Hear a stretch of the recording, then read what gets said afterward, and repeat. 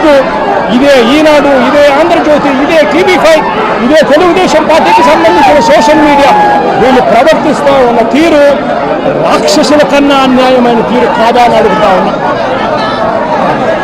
నేను ఒకటే చెప్తా ఉన్నా, ఈరోజు రాష్ట్రంలో రెడ్ బుక్ రాజ్యాంగం జరుగుతూ ఉంది.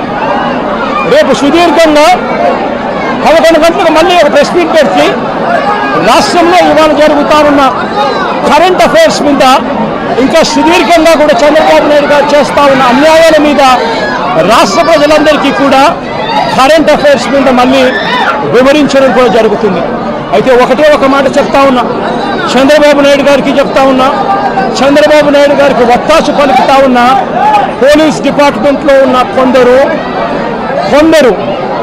అందరూ కాదు, కొందరు పోలీస్ డిపార్ట్మెంట్లో ఉన్న కొందరు పోలీస్ అధికారులకు కూడా ఈ సందర్భంగా తెలియజేస్తా ఉన్నాం,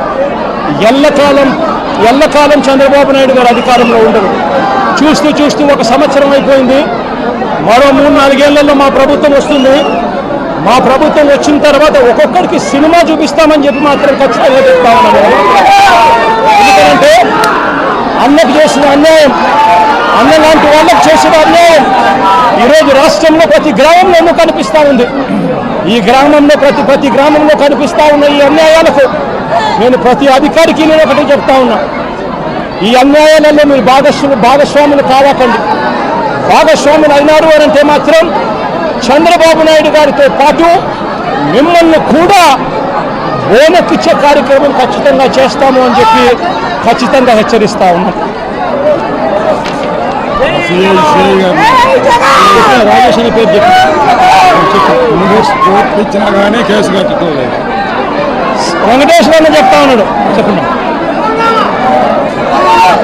సిఐ రాజేష్ అని ఆయన మీద ప్రైవేట్ కంప్లైంట్ ఫైల్ చేశాడు.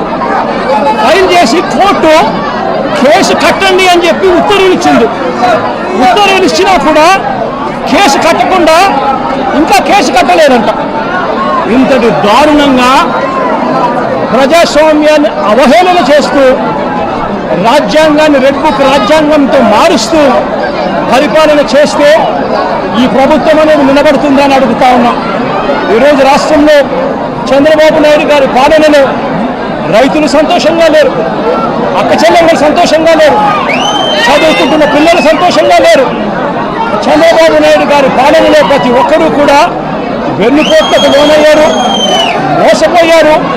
ఆయన అబద్ధాలు, మోసాలకు వీరంతా కూడా బలైపోయిన పరిస్థితుల మధ్య రెడ్ బుక్ రాజ్యాంగంతో, విచ్చలవిడి కరప్షన్తో ఈరోజు రాష్ట్రంలో పూర్తిగా లా అండ్ ఆర్డర్ కూడా దెబ్బతిన్న, పూర్తిగా నాశనమైపోయిన పరిస్థితుల మధ్య ఈరోజు పరిపాలన సాగుతూ ఉంది.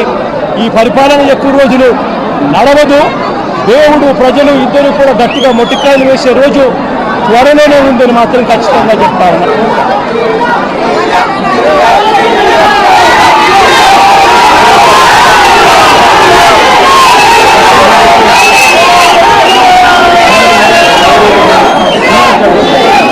ఇదంతా కూడా రెడ్ బుక్ రాజ్యాంగం అమలవుతా ఉన్న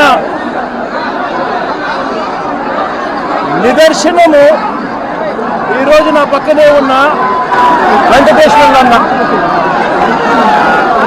వెంకటేశ్వర అన్న కొడుకు నాగమల్లేశ్వరరావు ఈ గ్రామానికి